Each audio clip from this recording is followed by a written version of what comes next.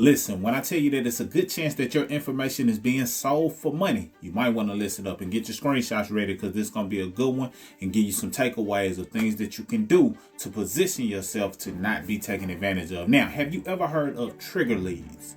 Trigger leads. So basically what trigger leads are is when you apply for something, and usually it's done when you apply for mortgages, but when you apply for certain things, a lot of times what you apply for and you get approved for, it triggers the information being sent out to all of these different individuals or entities that use your data for marketing. So in other words, your information is being sold, and based on what they're willing to pay, they're willing to get access to, or able to get access to, a certain amount of data. And in many cases, it may be your data that gets distributed to them. So now you get all of these random calls. Now you get all of these random pieces of mail, because your application to apply for this particular thing, a mortgage or auto loan or credit card, whatever the case may be, triggered something. So that's what's known as a trigger lead. Your application led to a triggering, and you became a trigger lead, and now they're trying to contact you because they know that you are likely to qualify for whatever product it is that they have. Now, why is this important? Because your data is being distributed all over the place, and a lot of times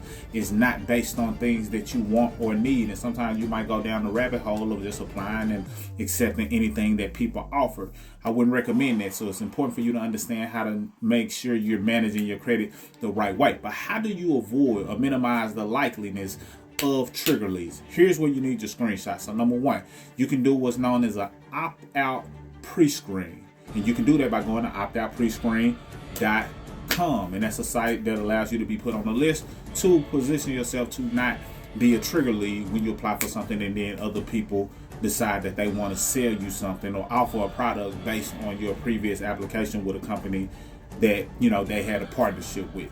The second thing you can do is call a number that is 1-888-567-8888. Again, 1-888-567-8888.